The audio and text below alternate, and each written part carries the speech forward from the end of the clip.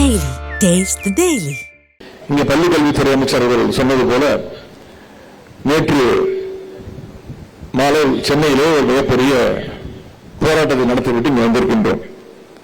இன்றைய அரசியல் களம் நிலவரம் என்ன என்று உங்களுக்கு தெரியும். ஒன்றிய பாஜக அரசு தொடர்ந்து நம்முடைய தமிழ்நாட்டு மக்களை தமிழ்நாட்டை தொடர்ந்து வஞ்சித்துக் கொண்டு வருகின்றது. நிதி கேட்டோம். சென்ற டிசம்பர் மாதம் சென்னை மற்றும் பல்வேறு மாவட்டங்கள் பாதிக்கப்பட்டது.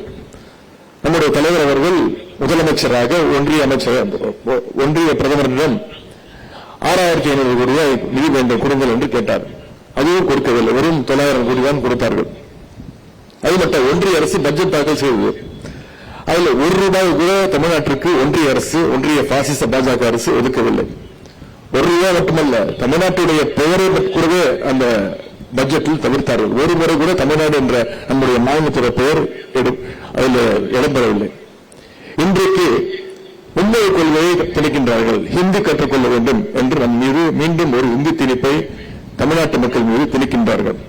இந்தி படித்தால் மட்டும்தான் உங்களுக்கான கல்வி நிதி உதவியை 2150 கோடி ரூபாயை விடுவிக்க முடியும், மாநிலத்துக்கு தர முடியும் என்றார்கள்.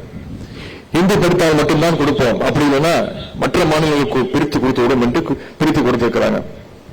ஒன்றிய அமைச்சர், கல்வி அமைச்சர் திரு தர்மேந்திர பிரதான் அவர்கள் இதை நேரடியாகவே சொல்லியிருக்கிறார். இதையெல்லாம் கண்டித்து நம்முடைய நிதி உரிமை அமைக்க வேண்டும், கல்வி உரிமை வேண்டும் என்றுதான் நேற்று சென்னையிலே மிகப்பெரிய ஒரு ஆர்ப்பாட்டத்தை நம்முடைய தலைவருடைய அறிவுறுத்தலின் பேரில் இந்தியா கூட்டணி, மதச்சார்பற்ற முற்போக்கு கூட்டணி சார்பாக மிகப்பெரிய ஒரு ஆர்ப்பாட்டத்தை நடத்தியிருக்கின்றோம். இது ஏதோ தனிப்பட்ட திராவிட முன்னேற்ற கழகத்துடைய பிரச்சனை கிடையாது. தனிப்பட்ட பள்ளிக்கல்வித்துறை அமைச்சர் அன்பில் மகேஷுடைய பிரச்சனை கிடையாது. இந்தியா கூட்டணி தனிப்பட்ட பிரச்சனை கிடையாது. ஒட்டுமொத்த தமிழ்நாட்டு மாணவர்களுடைய பிரச்சனை.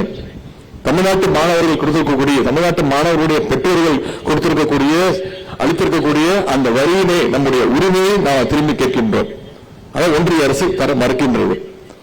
நேற்று ஆர்ப்பாட்டத்திலே கூட நான் பேசும்போது சொன்னேன், இப்போது ஆர்ப்பாட்டத்திலே ஆரம்பித்திருக்கின்றோம். அந்த நிதியை நீங்கள் கொடுக்கவில்லை என்றால் தமிழ்நாடு முழுக்க நாங்கள் போராட்ட களத்திற்கு இறங்குவதற்கு தயாராக இருக்கின்றோம்.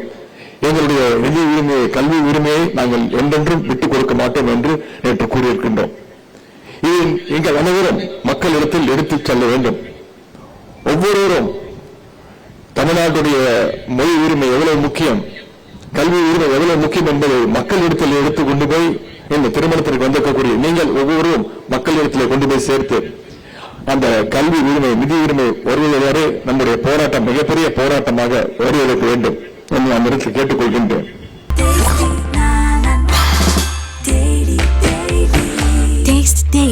Taste the Daily.